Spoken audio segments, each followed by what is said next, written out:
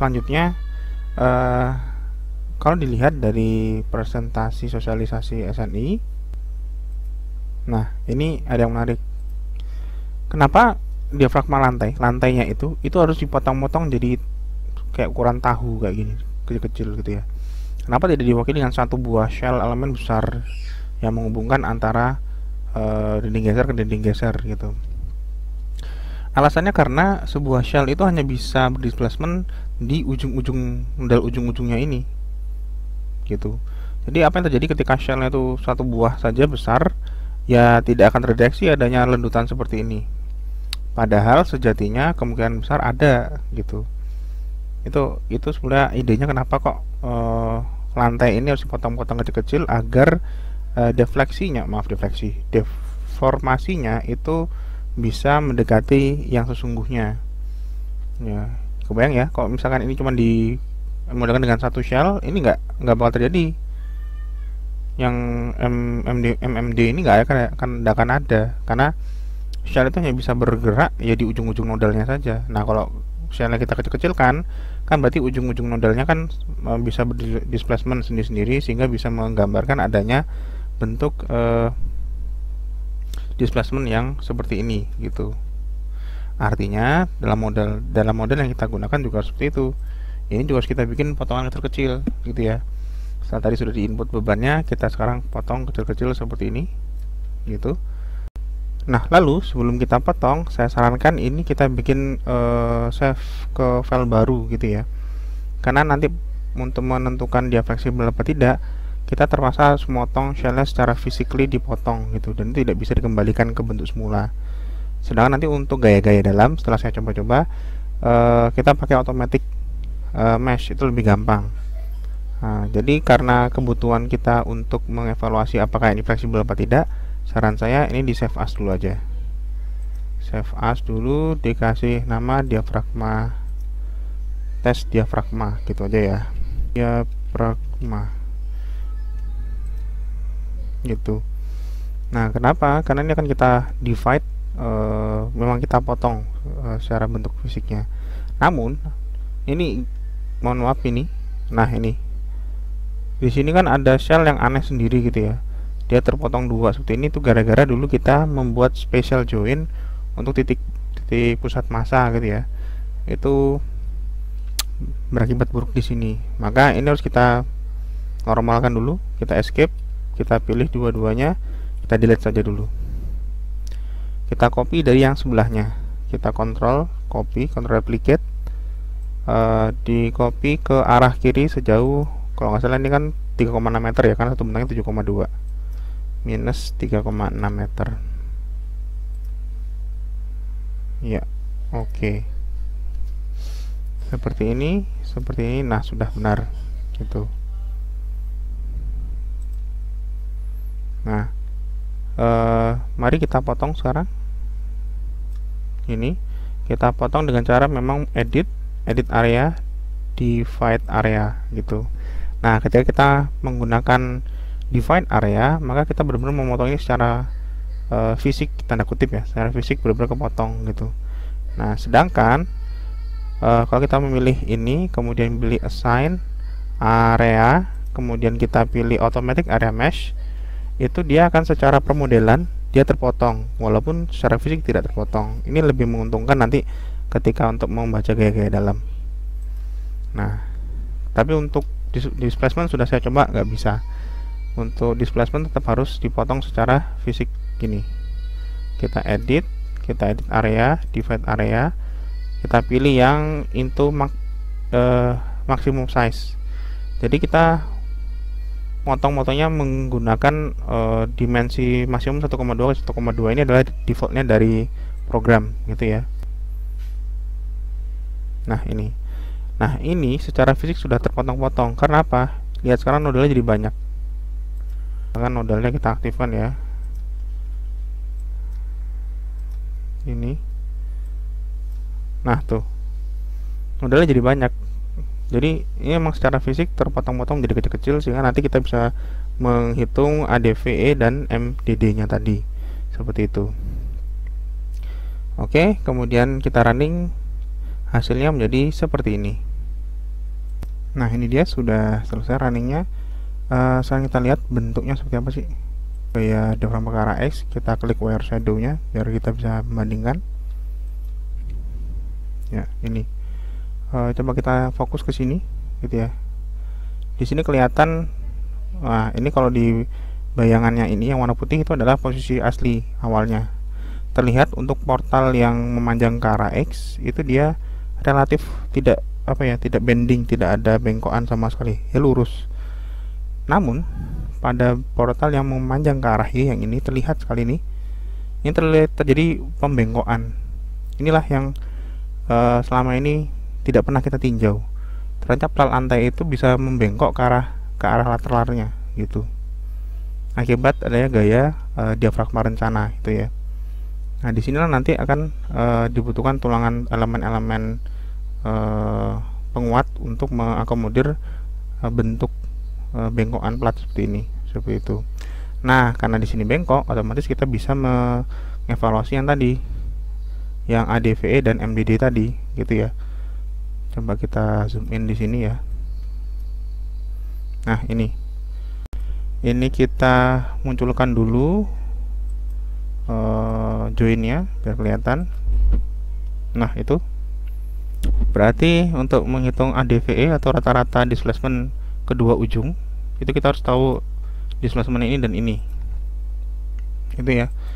Nah, nanti setelah kita displacement yang ujung-ujungnya kita rata-rata, baru kita lihat displacement yang ini ada nggak yang displacement titik-titik ini itu ada tidak yang melebihi dari nilai rata kedua ujungnya, seperti itu. Nah, titik-titik ini tidak akan muncul jika tadi kita menggunakan automatic area meshing, tidak akan muncul gitu. Ini baru hanya muncul ketika kita memotong-motong shellnya memang secara fisik kepotong seperti ini, gitu ya. Nah, caranya sekarang coba kita pilih dulu semua. Ini show table, kita pilih join output, kita pilih displacement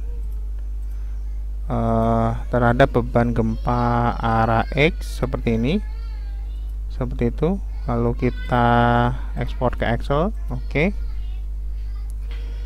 Oke, kemudian di sini kita lihat ujung ini itu adalah objeknya apa ini? Sebentar.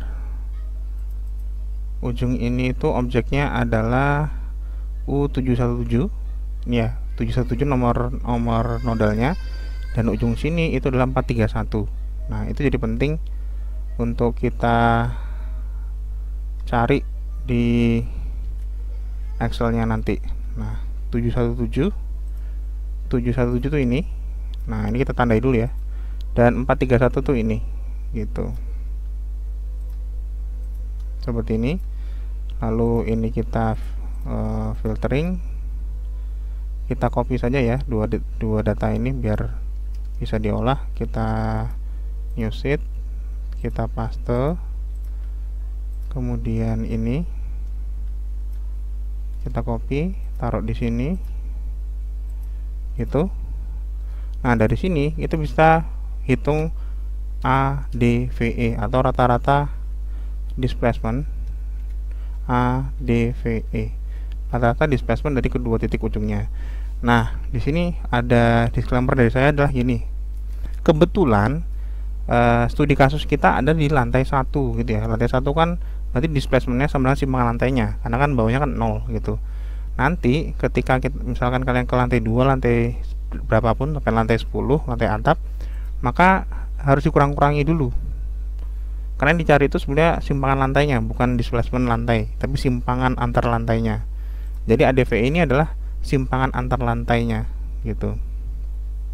Maka hati-hati, peringatan dari saya ketika kalian melakukan analisis di diafragma ini di lantai atas selain lantai 1, maka harus dikurang-kurangi dengan displacement lantai di bawahnya gitu ya. Karena ini ketika diafragma ditaruh di lantai yang lain, otomatis lantai 1 sampai lantai analisis itu akan bergerak semua, akan displacement semua, tidak mungkin tidak gitu ya. Ini berarti kita rata-rata sama dengan average ini. Karena kita FP nya ke arah X, otomatis yang kita baca U nya U1 dong, karena U1 kan arah X, arah Y, arah Z, jadi kan perpindahannya ke arah ke arah X, maka kita rata-rata di sini. Nah, ini adalah rata-rata displacement dari kedua ujung, gitu ya. Lalu kemudian displacement MMD itu MMD itu apa sih? Nah, coba kita lihat lagi penjelasannya. Nah, ini jadi MDD itu yang ini berarti kan dia dicari displacement yang ini dikurangi dengan ADVE gitu ya. Jadi kita cari displacement terjauh, kemudian dikurangi dengan displacement ADVE-nya. Itulah ketemu displacement MMD-nya, gitu ya. Nah, kembali ke pekerjaan itu tadi. Berarti kita cari yang terjauh, MMD, delta MMD itu cari yang terjauh. Caranya dari sini kita urutkan, cari nilai U, maaf kok 3, cari U FPX berarti U1 yang largest to small. Nah, ini yang maksimum berarti yang ini ya, 0,037. kita copy ke tempat tadi, taruh di sini. Nah, maka DM kita adalah sama dengan U1 ini dikurang yang ADVE ini. Ada ternyata. Jadi ternyata struktur kita yang kelihatan seperti ini itu memang melengkung sedikit sekali, di beberapa bagiannya melengkung lebih dari rata-rata kedua ujungnya gitu. Memang tidak bisa kelihatan, tidak kasat mata, tapi setelah dilihat data detailnya ada gitu. Dan rasionya berapa? Rasionya adalah MMD dibagi ADVE gitu ya. MMD dibagi ADVE. Dibagi ADVE. 0,2 rasionya. 0,12, maaf. Berarti kan sangat jauh dari nilai batas. Nilai batasnya adalah 2 ya, untuk berarti walaupun sudah kita modelkan penampang retak nilainya 0,25. bayangkan kalau di sosialisasi kan 0,2 itu sudah dianggap fleksibel ya. Itu 0,25. Itu pun dia masih terkategori semi rigid, belum fleksibel ya, karena bedanya pada sosialisasi SNI itu adalah struktur flat slab tanpa ada portal sama sekali. Sedangkan kita portalnya itu membantu diafragma kita untuk menjadi lebih kaku. Jadi balok kolomnya itu, walaupun balok kolom juga sudah kita modelkan penampang retak gitu ya dulu. Nah, itu untuk yang ke arah X. Ke arah Y juga sama. Berikut ini adalah penjelasannya. Nah, ini kemudian untuk yang ke arah Y kita ganti saja. Kita pakai beban diafragma arah Y, kita klik OK. Wah, lebih ekstrim ya. Terlihat sekali bengkoknya.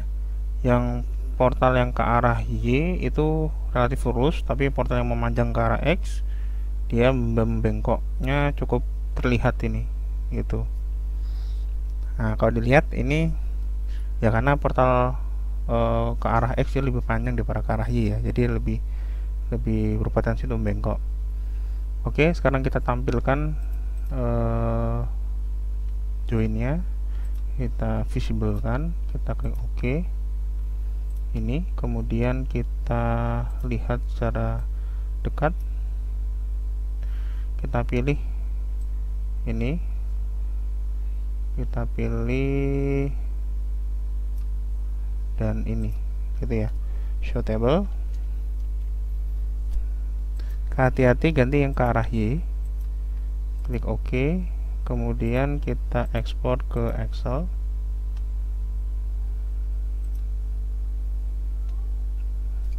Kita lihat hasilnya. Nah, ini ya. Kemudian ujung-ujungnya yang mana? Kita lihat. Ujung-ujungnya itu adalah 431 dan 772. 431 dan 772. Oh, maaf. 431 dan 772. 431 kita tandain, 772. Nah, ini dia. Kita tandain. Kita copy ke sheet baru, paste ini. 772 juga kita copy ke sheet baru, kita paste sama tadi ADVE nya berapa ya, ADVE atau rata-rata ujung. Sekali lagi ingat, ini disclaimer-nya karena ini lantai 1 maka tidak perlu dikurang-kurangi dengan lantai bawahnya. Namun kalau yang di lantai 2 selanjutnya harus dikurangi dengan displacement lantai bawahnya. Ini sama dengan rata-rata average dari, nah FP ke arah Y berarti U nya U2 karena yang 2 adalah sumbu Y. Ini rata-rata displacementnya. Kemudian displacement MMD. MMD berarti kita cari yang terbesar, kita filtering terhadap U2, cari yang largest to small.